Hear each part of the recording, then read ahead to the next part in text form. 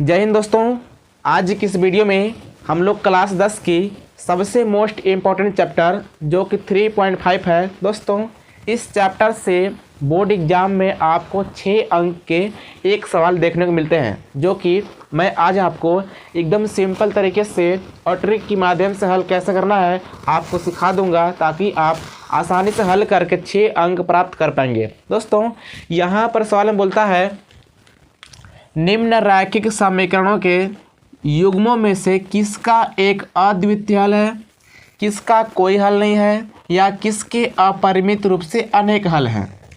अद्वितीय हल की स्थिति में वज्र गुणन विधि से हल कीजिए। यानी कि सबसे पहले आपके पास दिया रहेगा समीकरण और आपको चेक करना है कि किसका अद्वितीय हल है, किसका अपरिमित रूप से अनेक हल है और किसका कोई हल नहीं है। अब पूछा है कि जिसका अद्वितीय हल होगा उसे हल करना है वज्र गुणन विधि से। तो सबसे पहले हम लोग चेक करना सीखेंगे कि भाई इसका हल अद्वितीय है कि कोई हल नहीं है कि अपरिमित रूप से अनेक हल है। दोस्तों इस वीडियो को पूरा देखिएगा, अगर देख लिए तो ये मेरी गारंटी है आप आसानी से हल करना सीख जाएंगे। यानी कि सबसे पहले हम लोग को ये चेक करना होगा कि इसका हल अद्वितीय है कि नहीं है, क्योंकि सवाल में बोला है कि अद्वितीय हल की स्थिति में, यानी कि अगर आपने चेक कर लिया और उसका हल अद्वितीय है तब हल करना है किस विधि से, वज्र गुणन विधि से। अब दोस्तों अगर आपको फार्मूला दे दिया रहेगा तो आप आसानी से हल कर लेंगे, क्योंकि इसका फार्मूला होता है x बटा में b1c2 माइनस b2c1 बराबर y बटे में c1a2 माइनस c2a1 बराबर 1 बट्टा a1b2 माइनस a2b1। तो इस प्रकार से इतना बड़ा फार्मूला है। अगर आपको रटने के लिए बोलें तो हो सकता है कुछ लोग रट लेंगे लेकिन जल्द ही भूल जाएंगे। लेकिन दोस्तों जैसे ही आप बोर्ड एग्ज़ाम में जाएंगे तो वहाँ अगर आप भूलते हैं तो डेफिनेटली आपका 6 नंबर छूट जाएगा। तो इसी के लिए मैं आपको आज ट्रिक बताने वाला हूँ। सबसे पहले हम लोग सीखते हैं ट्रिक को, इसके बाद पूरी सवाल को हल करना सीखेंगे। दोस्तों हमारा ट्रिक रहेगा कि इस सूत्र को आप कैसे प्राप्त कर पाएंगे अगर आपको याद न आए, क्योंकि अगर आपके पास सूत्र रहेगा तो आप आसानी से हल कर लेंगे, कोई दिक्कत नहीं है। लेकिन अगर आपको नहीं याद पड़ेगा तो नहीं कर पाएंगे। इसलिए हम लोग इस सूत्र को याद कैसे कर सकते हैं, यानी ट्रिक के माध्यम से इसी को देखने वाले हैं। दोस्तों ट्रिक है x बट्टा 23 बराबर y बट्टा 31 बराबर 1 बट्टा 12। यानी कि आपको ख्याल रखना है 23 31 12। ये तो आसान है, 23 31 12 23 31 12 23 31 12। इस तरह से आप ख्याल रख सकते हैं, आपको ख्याल पड़ जाएगा 23 31 12 इस तरह से। यानी कि अगर आपने इतना ख्याल रख लिया तो इसको आप एकदम आसानी से प्राप्त कर पाएंगे। चलिए मैं आपको समझाता हूँ। जैसे मान लीजिए आपके पास कुछ इस तरह का समीकरण है। अब दोस्तों आपको पता है कि जो पहला वाला होता है ना, इसको मानते हैं a1, इसको b1, इसको c1, इसको मानते हैं a2, इसको मानते हैं b2, इसको मानते हैं c2। अब दोस्तों इस तरह से होता है। अब यहाँ पर है x बट्टा 23। अब 23 का मतलब ये है कि यहाँ पे इस लाइन को आप मान लीजिए 1, यानी कि इस लाइन को 1 मानिए, इस लाइन को 2 मान लीजिए और इस लाइन को 3 मान लीजिए। अब 23 का मतलब यहाँ ये है कि आपको x के बट्टे लिखना है 23, यानी 23 से पहले 2 है ना, तो 2 लाइन में कौन है, b1 बट्टा b2। तो आप यहाँ पर b1 बट्टा b2 लिख लीजिए, b1 और b2 कुछ इस तरह से आप लिख लीजिए। यहाँ पर आपको बट्टा नहीं लगाएंगे तो कोई दिक्कत नहीं है। यानी कि 23 का मतलब है कि आपको ये वाला लाइन लेना है, तो इसमें b1 और b2 है, तो हमने यहाँ पर b1 b2 लिख लिया। और यहाँ पर 3 का मतलब कि c1 बट्टे c2, यानी कि c1 और c2, ये है 23 का मतलब।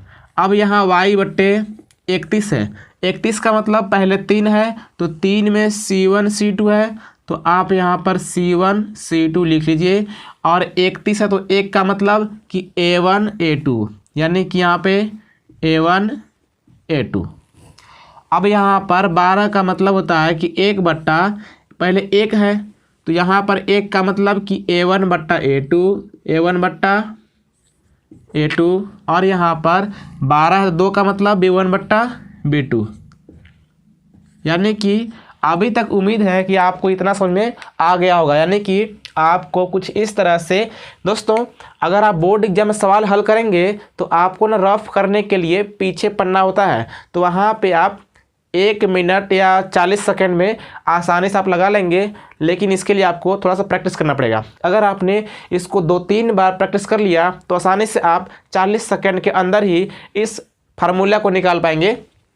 तो यहाँ पे आपको कुछ इस तरीके से लिख लेना है, यानी कि 23 का मतलब 2 का मतलब समझिएगा कि बी वाला होगा और 3 का मतलब सी वाला होगा। यानी कि अगर आप देखेंगे ए बी सी में तो सबसे पहला क्रम किसका होता है, ए का होता है, दूसरा क्रम बी का होता है, तीसरा क्रम सी का होता है। तो 23 का मतलब समझिएगा आप कि B1 B2 और 3 का मतलब C1 C2, यानी कि इस तरह से आप रख करके अब दोस्तों अब क्या करना है आपको, कुछ इस प्रकार से आपको ऐसा कर देना है, इस तरह से।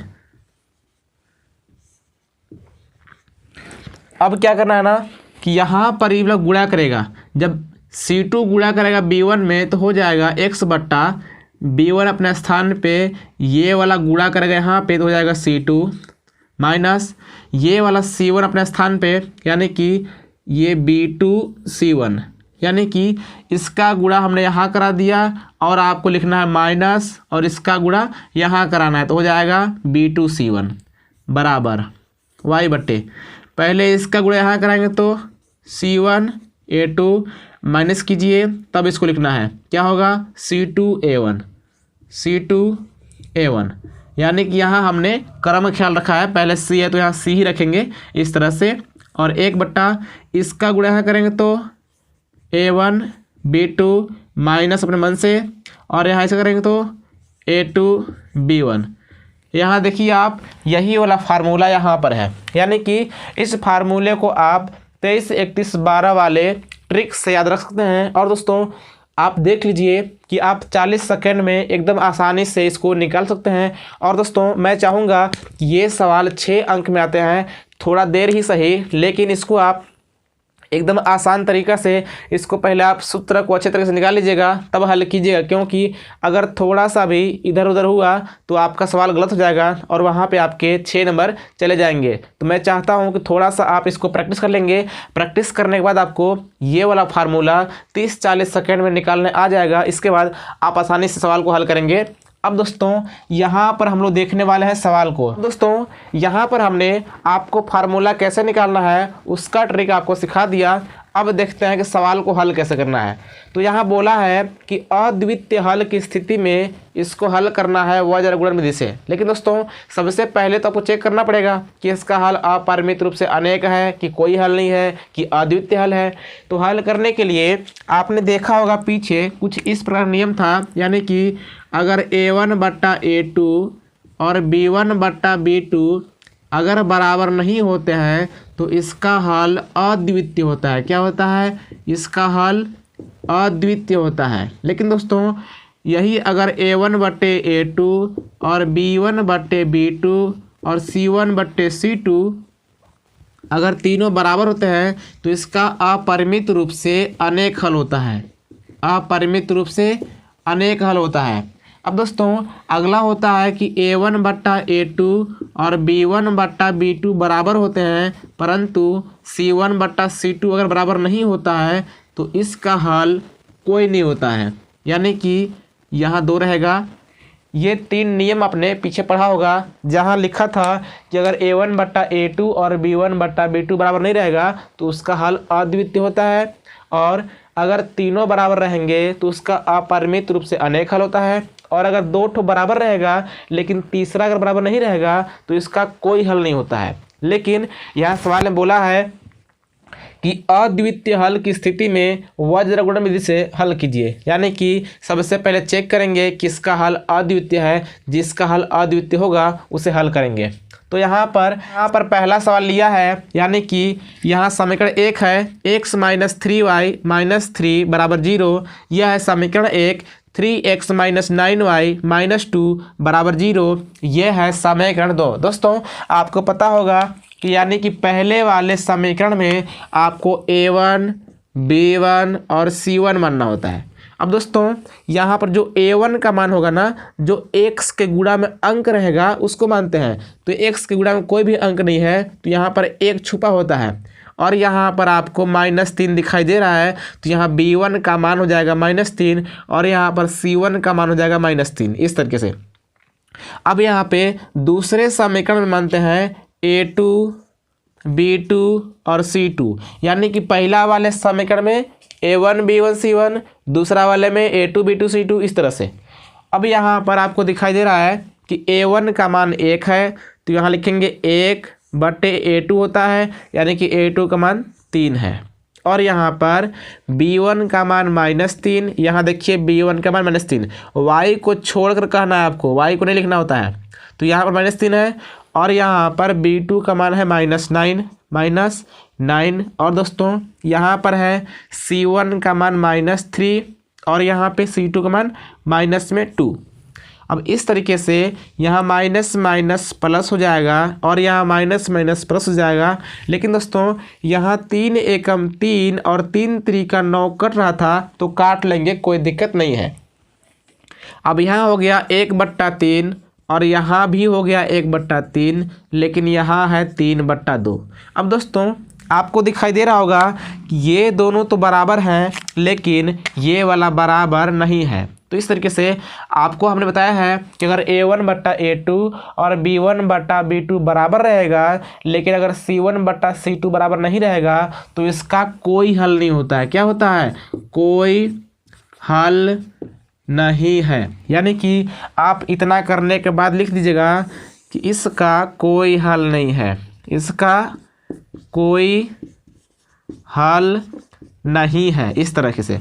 अब आपको इतने पर छोड़ देना है, ये आपका आंसर हो जाएगा। यानी कि सवाल में बोला है कि जिसका अद्वितीय हल होगा उसी को हल करना है, तो इसका कोई हल नहीं है तो इसको नहीं करेंगे।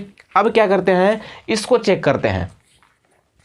यहाँ पर आपको दिखाई दे रहा है कि यहाँ पे 2x + y बराबर 5 है, लेकिन दोस्तों अगर बराबर 5 है, अगर इसको इधर लाएंगे तो हो जाएगा -5 बराबर 0। ये आपको पता होगा, क्योंकि अगर बराबर की इधर प्लस में था, अगर आप उसको इधर लाएंगे तो हो जाएगा माइनस में, बराबर 0 बचेगा। और दोस्तों ये वाला +8 इधर है, अगर आप इसको इधर लाएंगे तो हो जाएगा -8 बराबर 0।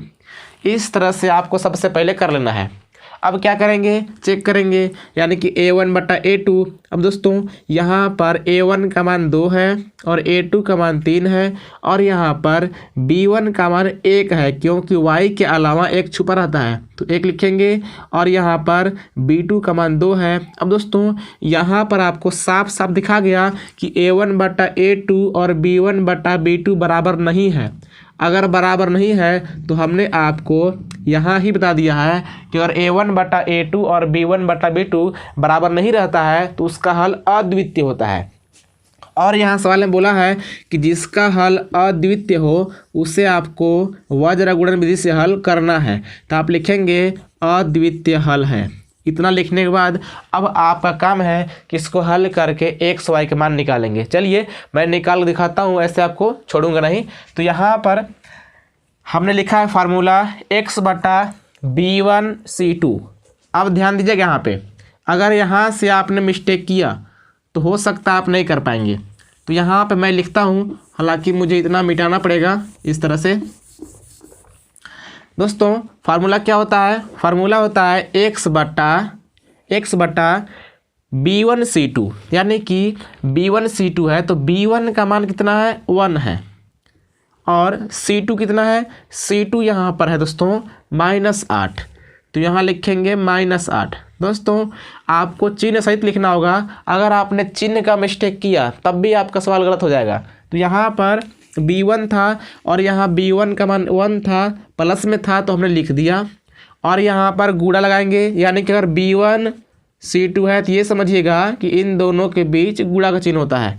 तो इस तरह से c2 का मान यहाँ पर होता है, यानी कि -8, तो यहाँ पर आप लिखेंगे -8, और ये वाला माइनस है तो यहाँ लिखेंगे माइनस। अब यहाँ b2 है और b2 का मान यहाँ पर 2 है, तो 2 लिख लेंगे गुणा, और यहाँ पर c1 है और c1 का मान है -5, तो यहाँ लिखेंगे -5 बराबर y बट्टे है, y बट्टा कितना है दोस्तों? C1A2। अब C1 का मान कितना है -5 गुणा A2 कितना दोस्तों, A2 यहाँ पे है 3 माइनस सूत्र वाला C2 कितना है, C2 है -8, तो यहाँ आप -8 ही लिखेंगे इस तरह से, गुणा A1 कितना है, A1 है 2 तो 2 रखेंगे, बराबर 1/1 क्या लिखेंगे A1B2। A1 कितनी है, A1 यहाँ पे 2 है 2 रखेंगे, और B2 कितनी है, B2 है 2 तो 2 रखेंगे, माइनस फार्मूले वाला A2 कितना है 3 है, और B1 कितना है 1 है। इस तरह से आप रख लेंगे। इतना उम्मीद है कि आप सीख गए होंगे। अब दोस्तों अगर आपने इतना कर लिया है तो आगे आपको और भी आसान तरीके से हल करना आ जाएगा, क्योंकि अब यहाँ पे आपको गुणा करना है।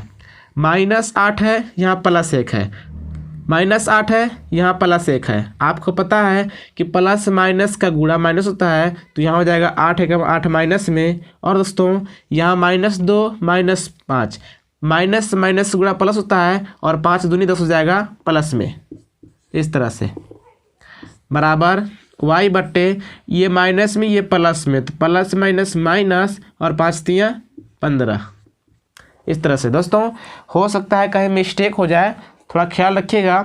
यहाँ पर C1 है और C1 का मान 5 है, तो ये वाला क्लियर 5 लिख लेता हूँ इस तरह से, तो यहाँ हो जाएगा 5 तियाँ 15, और दोस्तों ये माइनस माइनस हो जाएगा प्लस, और 8 दूनी 16 प्लस में हो जाएगा, यानी कि इस तरह से दोनों माइनस मिला करके प्लस हो जाएंगे, और 8 दूनी 16 हो जाएगा, बराबर 1/2 दूनी 4, और माइनस 3 एकम 3, इस तरीके से।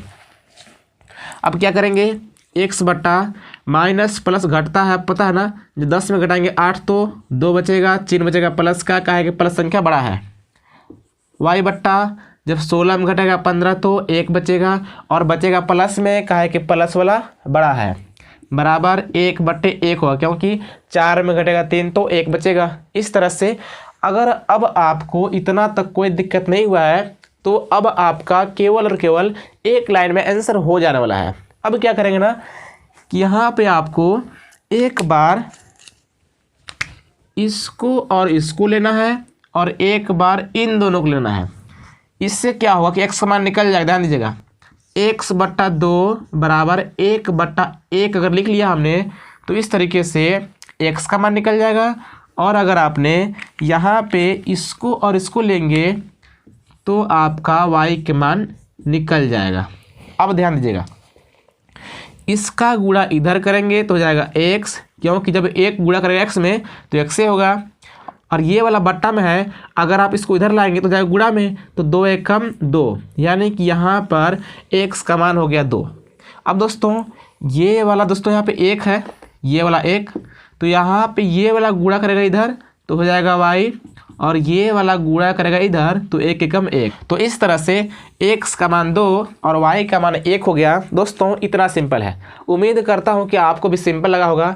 इसमें सबसे पहाड़ काम होता है फार्मूला को याद रखना। हालांकि फार्मूले को याद करने का प्रयास कर सकते हैं, आपको हो भी जाएगा, लेकिन 1 घंटे के बाद अगर आपसे कोई पूछेगा तो आप पक्का भूल जाएंगे। इसलिए इस ट्रिक का प्रयोग कीजिएगा। अगर आपने इस ट्रिक को केवल 2 बार प्रैक्टिस किया तो आप ये समझिएगा कि आप केवल और केवल 30 सेकेंड के अंदर ही इसका फार्मूला निकाल लेंगे। बहुत आसान है। सो फ्रेंड्स, उम्मीद करता हूँ कि आपको ये वाली वीडियो पसंद आई है। अगर पसंद आई हो तो इस वीडियो को प्लीज़ लाइक करके चैनल को सब्सक्राइब कर